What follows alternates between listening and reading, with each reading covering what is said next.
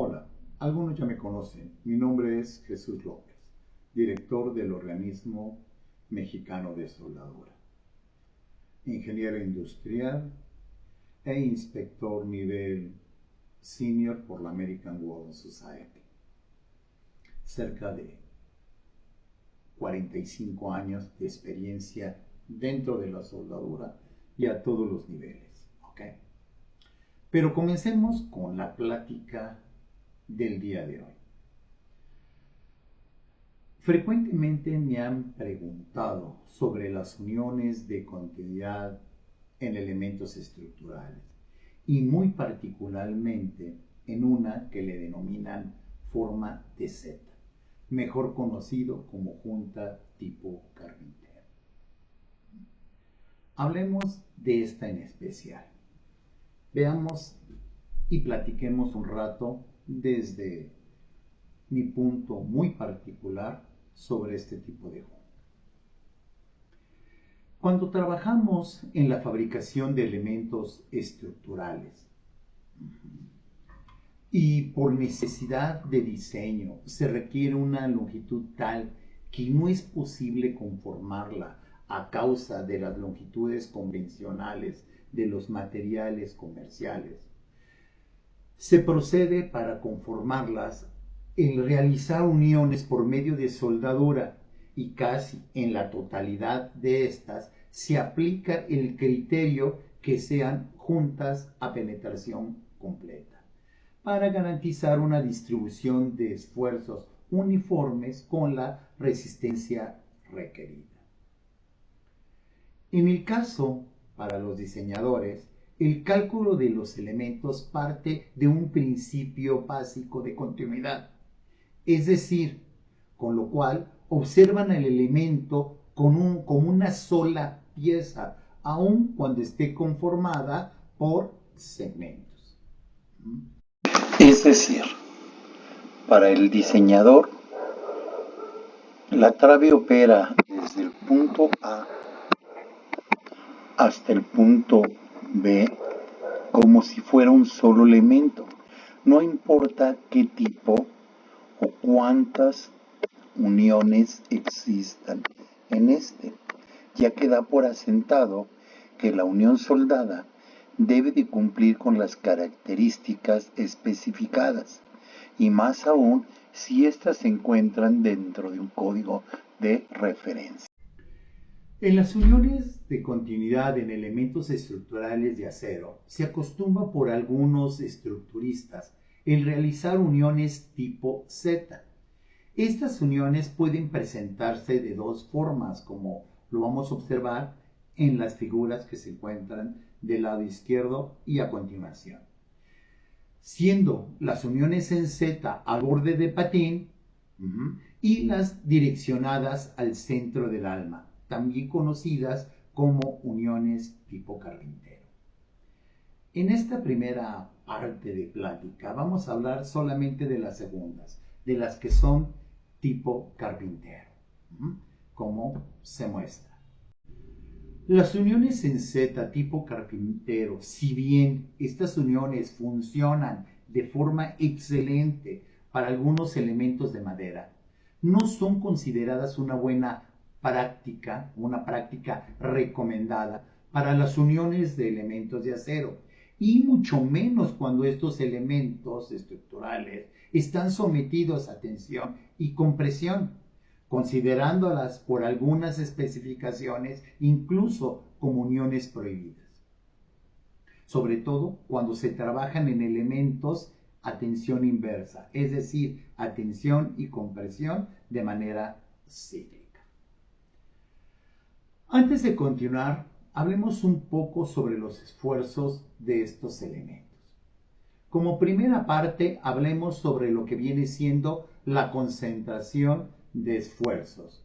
No entremos a los cálculos de los esfuerzos por el tiempo que conlleva estos. Además, que para el diseñador considera la soldadura como parte de un proceso de continuidad de estos lienzos. En esta gráfica podemos observar desde el punto de vista del diseñador. En esta trave o esta viga podemos observar que dependiendo de la distancia, si nosotros tenemos una carga, por decir, al centro del elemento, se distribuyen los esfuerzos hacia el centro del elemento por la longitud del claro y la falta de apoyo, el diseñador preferentemente buscará que las uniones queden hacia aquellas zonas donde el esfuerzo sea menor. Sin embargo, en algunos casos, por las longitudes o por la configuración de elementos, pueden quedar muy cercanas al centro.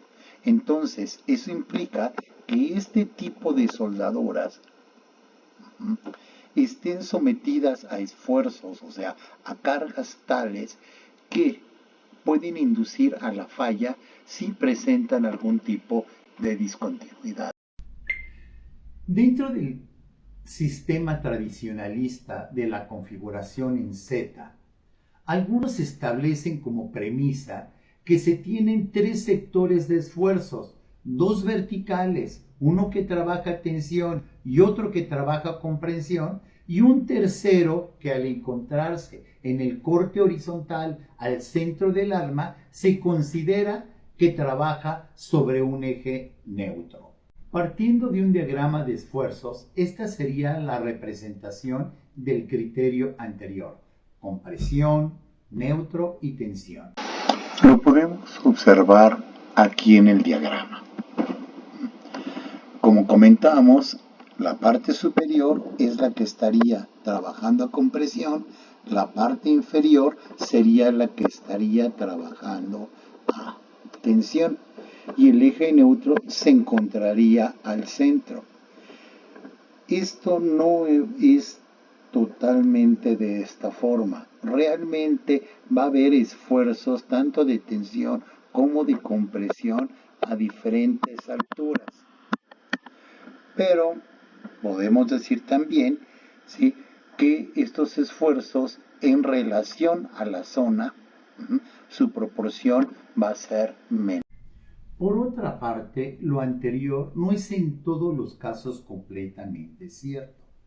Se debe tener presente que no siempre los esfuerzos se presentan como la figura anterior, ya que los esfuerzos en dirección transversal que se generan por las contracciones transversales que afectan tanto a patines como a almas, se convierten en ciertos casos en fuerzas angulares, ya sea de forma directa o de forma indirecta, o por la acción de otros elementos o situaciones que pueden generar esfuerzos sobre el alma. Y si bien esto está contemplado en muchos de los casos desde el diseño, no se toman en cuenta aquellos aspectos técnicos referentes a la unión soldada, es decir, aquellos aspectos dentro del proceso de soldadura que deben de controlar.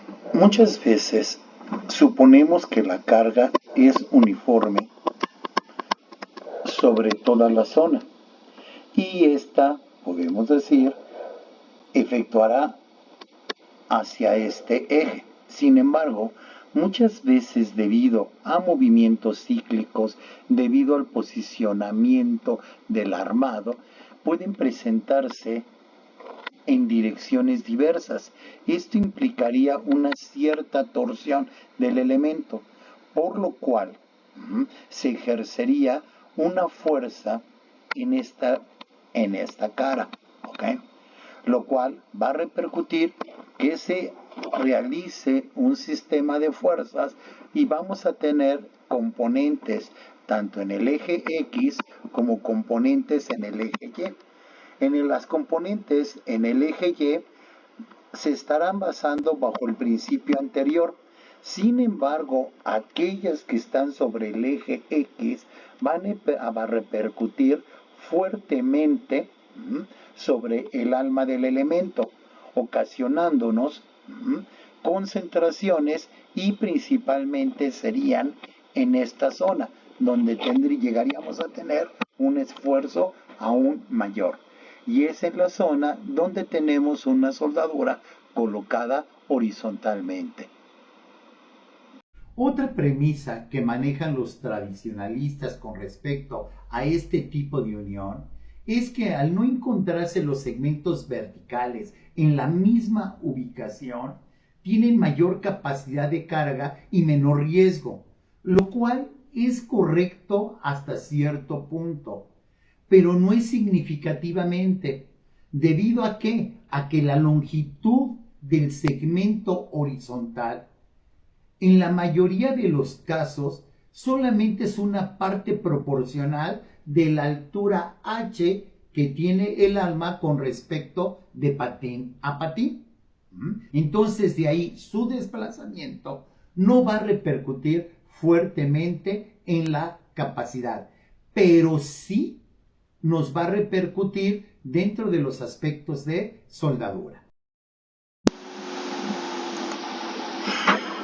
Realmente esta premisa, si bien tienen cierta razón como mencionamos anteriormente, podemos observar en nuestra gráfica, si variamos del punto máximo a la longitud en que se presenta cada uno de los sectores verticales, la disminución del esfuerzo en dichas zonas no cambia relativamente con respecto al centro. Entonces, ya sea que se realice en un solo corte o en el segundo, como es la de tipo carpintero, no es tan válida o para fines prácticos el planteamiento en que esas distancias nos dan una capacidad o una resistencia mayor. Lo primero es comprender que los cambios de geometría por los ángulos de la forma de la Z conllevan a cambios abruptos de la dirección, generando lo que se le denomina discontinuidades geométricas en soldadura, por lo cual estos repercuten en una variación en la distribución de esfuerzos, creando zonas de concentración que también repercuten, dando un efecto similar a lo que pasa cuando efectuamos las colas de ratón, mejor dicho, los pasacordones. Los cambios de dirección que tenemos en los puntos que observamos aquí de color rojo, tenemos que la soldadura va a iniciar en el mejor de los casos en taller en posición plana y se llevaría hacia este sentido. Pero en esta esquina tenemos que cambiar y al igual repercutiríamos nuevamente en los cambios que están del punto rojo. Si nosotros observáramos dichos cambios, veríamos que llevamos una soldadura, llevamos un tipo de tejido, podemos decir, en esta situación, y aquí tenemos que hacer un cambio de tejido. Al tener un vértice, en esta zona podemos tener una gran cantidad de discontinuidades, como faltas de fusión, faltas de penetración, e incluso al hacerse la solidificación del metal de soldadura, los cristales se ven fuertemente afectados, lo que ocasiona esa transición de dirección que va a pegar en las características que tenemos. Este es algo muy similar cuando nosotros tenemos una unión y realizamos aquí un pasacordón. ¿Cuál es el objetivo de ese pasacordón? Evitar este cambio, estas esquinas dentro de la soldadura. Y esos cambios abruptos nos van a ocasionar concentraciones de esfuerzo. Entonces, aquí tenemos el mismo planteamiento. Un factor adicional que contemplar es el tipo de junta en relación a la dirección con respecto al sentido de laminación del elemento. Por ejemplo, en una viga fabricada, los sentidos de laminación son paralelos a la longitud de los elementos, o sea, patines y almas.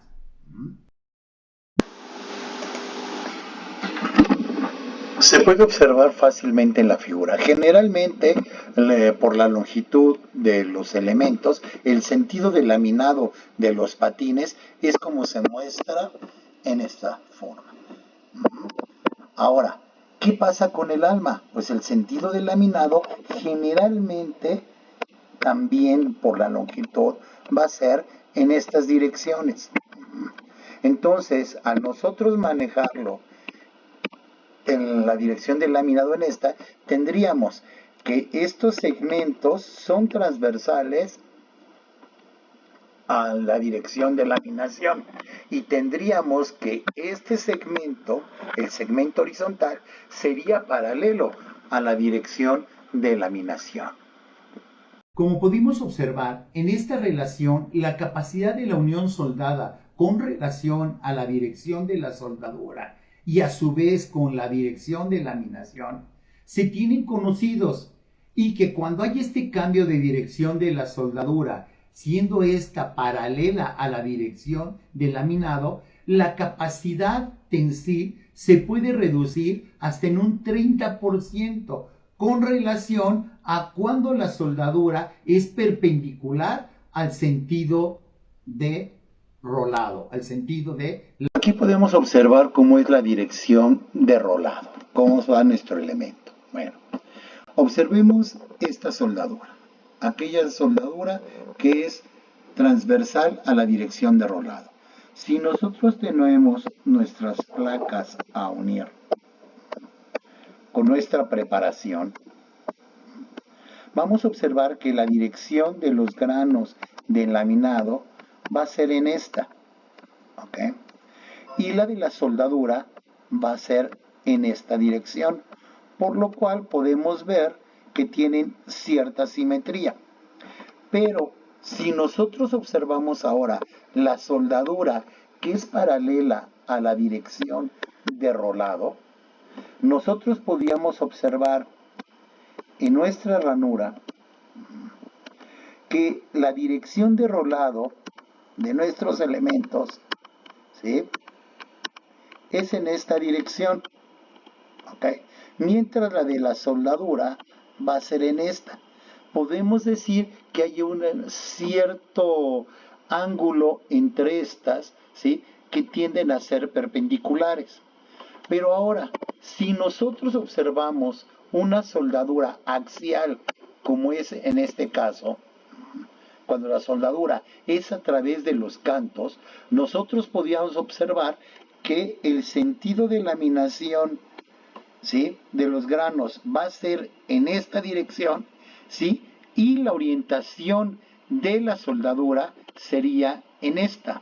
Por lo tanto, implica que sería la menor capacidad. De ahí que en tecnología de soldadura nosotros sabemos que la mejor forma en la que trabaja una soldadura, ¿sí?, es perpendicular a la dirección de rolado, la forma ideal. Después de ahí vamos a perder un 30% de la capacidad de resistencia y de elasticidad de esa unión soldada si es perpendicular, si es paralela a la dirección de rolado. Y si es axial, realmente estaremos perdiendo hasta un 60%. De ahí que no es conveniente jugar con las direcciones del soldeo con respecto a la dirección del laminado. Como podemos observar en la figura, nos muestra el comportamiento que tiene la soldadura paralela a la dirección de rolado que se ubica en el alma, por lo cual sí, existen esfuerzos normales al plano del alma de la unión soldada, donde presenta una menor resistencia calculada sobre lo que es el material base. Todo ingeniero estructurista tiene conocimiento que cualquier zona de concentración de esfuerzos puntuales es una zona de alto riesgo a esfuerzos cíclicos, lo cual es un alto potencial a posibles grietas por fatiga. Sin embargo, todas estas consideraciones pueden ser estimadas dentro de los cálculos y diseños de la estructura. Sin embargo, dentro del proceso de fabricación se presentan algunas otras problemáticas referentes a lo que viene siendo la soldadura. Las discontinuidades geométricas influenciadas por el tipo de ranura para obtener una junta de penetración completa, se debe de tener en cuenta la necesidad de realizar preparaciones en ambos filos para asegurar que la penetración en el proceso del soldeo, lo cual nos va a ocasionar una variación significativa en la orientación, en el tipo y el tamaño de los granos del depósito de la soldadura en relación con la orientación, tipo y tamaño de los granos del material base, incluyendo cierta rigidez que inducirá, ¿sí?, a la susceptibilidad del hidrógeno difusible. También suelen existir variaciones en las dimensiones en la zona afectada por el calor. Todo lo anterior va a repercutir en posibles grietas que aparezcan bajo carga. Calidad de la unión soldada. Por otra parte, en estos puntos, dependiendo del proceso de soldadura y la posición en que se efectúe la soldadura, principalmente cuando es vertical, pueden quedar ahí discontinuidades como inclusiones de escoria, faltas de fusión, que muy probablemente serán detectadas por los ensayos volumétricos, como son la radiografía y el ultrasonido. Asimismo, pueden aparecer fisuras muy finas debido a los esfuerzos generados por el efecto de contracción. Otro aspecto importante es cuando se presentan defectos en esta esquina. Estos se tienen que reparar, por lo cual hay que remover el material de soldadura y, como mencionan algunos códigos, una longitud extra de la dimensión que presentan estos, dando una complejidad mayor, ¿sí?, llegando en algunos casos a requerir un reforzamiento. Como comentario, hace algunos años observamos fallas de este tipo en un segmento muy particular de una pasarela muy amplia y de longitud considerable, al igual que la distancia entre los diafragmas. ¿Qué repercutió esto? Que el paso continuo de la gente, el hecho que la gente llegaba a correr en esa serie de pasarela, produjo una serie de movimientos cíclicos, los cuales repercutieron en la aparición de grietas dentro de estas zonas. Bueno, tenemos que ver otro aspecto, el punto de vista normativo. Hay documentos, o sea, normas, códigos, estándares, como es el documento BIN 18800-1, donde nos menciona que las uniones en perfiles laminados ubicados en el alma y paralelos al sentido del laminado no están permitidos. Otro documento, la norma UN-EN 1708-2, describe o hace una descripción detallada de las uniones soldadas de acero en su versión 2018. Ahí muestra varios casos de uniones en vigas a tope y ninguno de estos casos, ¿sí?, presenta el tipo de unión en Z. Pero hablemos de otros que son más conocidos, otros documentos, que es el D1.1 y el D1.5. Reenfocándonos al D1.1, por ejemplo, en su versión 2020, establece las condiciones para los empalmes en los apartados 7.19, 7.19.1.1, 7.19.1.2, ¿sí?, donde en estos nos da las disposiciones a aplicar a esfuerzos de fatiga. Existe otro que es el 7.19.2, en el cual nos menciona de una manera general cómo deben de realizarse estos empalmes y que preferentemente deben considerarse en un solo plano transversal. Por otra parte, también en la edición 2025, dentro de la sección de comentarios, nos menciona o nos vuelve a repetir este punto, que deben de realizarse en un solo plano cuando sea posible. Por lo cual, ¿sí?, de una manera indirecta nos están diciendo, si tú puedes realizarlo en un solo plano, cuando sea posible, ¿para qué te vas a realizarlo en otros planos? ¿de acuerdo? Como es la unión en Z. Sin embargo, esto también hay que tener presente que depende mucho del calculista y que estos factores los haya contemplado el ingeniero, el calculista, dentro de su proyecto. Se me pasaba sobre D1.5, por ejemplo, en la versión actual, en la 2025, en 4.17.62, ¿sí? Y esa explicación en los comentarios también nos indica la necesidad de las uniones en sentido transversal. Como conclusión, desde mi punto de vista muy particular, no se deben de emplear este tipo de uniones por los siguientes factores. Primero, el alto costo de conformado debido a su extensión y acabados. Es decir, tenemos que realizar en dos zonas diferentes cortes rectos, lo que vendrían siendo transversales al alma, y uno en sentido longitudinal al alma. Tenemos que cuidar los acabados de los biseles, de la preparación de la junta en todas estas longitudes y sobre todo cómo se van a presentar en las esquinas. Es cierto que algunos estructuristas le dan un pequeño radio a las esquinas, como si fuera una zona circular a rellenar. Esto nos va a dar posibles fallas por el tipo de escoria que puede traer, faltas de fusión, o sea, la misma situación que se presenta dentro de lo que viene siendo los pasacordones o como le llamamos también colas de ratón. Otro de los aspectos es la concentración de tensiones. Siempre la concentración de tensiones, y les digo, esto es muy conocido por los estructuristas y sobre todo por aquellos que nos dedicamos a la soldadura, que poseen una alta susceptibilidad al agrietamiento por esfuerzos. También todas esas esquinas, esos cambios abruptos de dirección, nos dan una alta susceptibilidad al agrietamiento por hidrógeno difusible, una alta probabilidad de fallas en el soldeo por los cambios de dirección, y lo cual implicaría de manera subsecuente a una mayor complejidad en el proceso de reparación, que muchas veces vamos a terminar por reforzar dicha unión.